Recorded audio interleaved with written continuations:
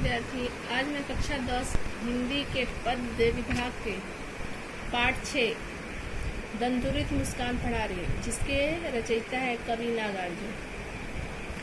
इनका जन्म बिहार के दरभंगा जिले के सतलखा गांव में सन 1911 में हुआ था। उनका मूल नाम वैद्यनाथ मिश्र था। आरंभिक शिक्षा संस्कृत पाठशाला में हुई। फिर अध्ययन के लिए वे बनारस और कलकत्ता गए।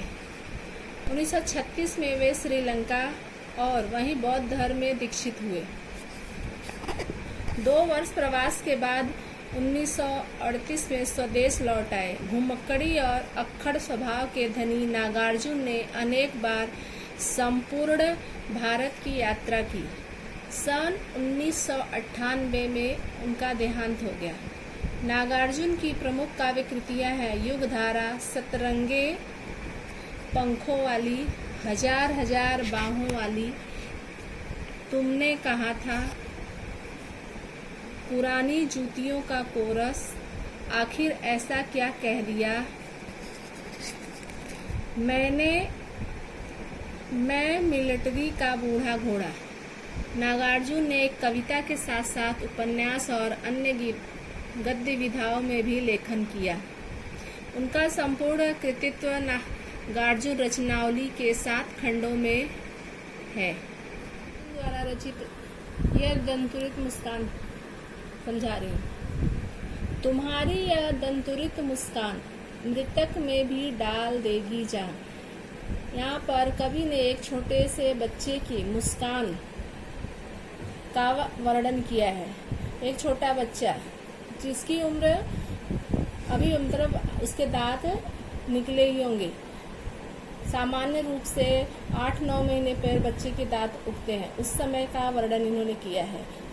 कवि बच्चे की मुस्कान देखकर कह रहे हैं कि तुम्हारा यह दंतुरित मतलब अभी तुरंत ही उगे हुए दांत की मुस्कान देखकर मृतक में भी जान डाल देगी, अर्थात मृतक व्यक्ति भी जिंदा हो जाए, इतना सुंदर उसका मुस्कान था। धूरी धूसर तुम्हारे ये गात। वह बच्चा जिससे वह मिले वह एक गरीब घर का बच्चा था। इसलिए कवि कह रहे हैं धूल में सने हुए तुम्हारा यह शरीर, छोड़कर तालाब मेरी झोपड़ी में खिल रहे जलजात। ऐसा लग रहा है कि कीचड़, तालाब के कीचड़ में खिला हुआ कमल है। इस प्रकार वह बच्चा उन्हें दिखाई दे रहा है। परस पाकर तुम्हारा ही प्राण। और कह रहे हैं कि उस बच्चे का स्पर्श पाकर पिघल कर जल बन गया होगा कठिन पाषाण। मतलब बच्चे के स्पर्श से पिघल कर पहाड़ भी जल बन गया होगा, ऐसा वो अनुमान लगा रहे हैं। छू गया तुमसे कि झरने लग पड़े शेफालिका के फूल। और कह रहे हैं तुम्हें छू कर जो कटीले वृक्ष हैं वो भी शेफालिका के फूल उसमें से झड़ने लगे। बास था कि बबूल, मतलब वो जो वृक्ष है कांटे वाला, वह बास बबूल जो है शेफालिका के फूल में परिवर्तित हो गए। तुम मुझे पाए नहीं पहचान, देखते ही रहोगे अनिमेष। अब कभी अपने आप को कह रहे हैं कि वह बच्चा उन्हें निरंतर देख रहा है और वह अनुमान लगा रहे हैं कि तुम मुझे पहचान नहीं पा रहे, इसलिए तुम मुझे लगातार देख रहे हो, थक गए हो। और देखते देखते वह बच्चा उनको थक गया है। आंख लूं मैं फिर, इसलिए वह उस बच्चे की तरफ से अपनी नज़र फेरना चाहते हैं, क्योंकि उन्हें लग रहा है कि बच्चा मुझे पहचानने की कोशिश कर रहा है, पहचान नहीं पा रहा है, इसलिए वह उसकी आंखें थक गई हैं, इसलिए अपनी आंखें वो फेरना चाहते हैं। क्या हुआ यदि हो सके परिचित न पहली बार। और वह उन्हें इस बात का दुख नहीं है कि बच्चा उन्हें पहचान नहीं पा रहा है, कि उन्हें पहचान पा रहा है कि वह उनसे पहली बार मिला है। क्योंकि कवि जो है उनका स्वभाव घुमक्कड़ था, वो कभी यहाँ और कभी वहाँ घूमते रहते थे। यदि तुम्हारी माँ न माध्यम बनी होती आज, मैं न सकता देख, और उस बच्चे से मिलने का माध्यम वह उसकी माँ को बता रहे हैं। कह रहे हैं कि तुम्हारी माँ अगर नहीं होती तो मैं आज तुमसे नहीं मिल पाता, मैं न पाता जान और तुम्हें पहचान भी नहीं पाता।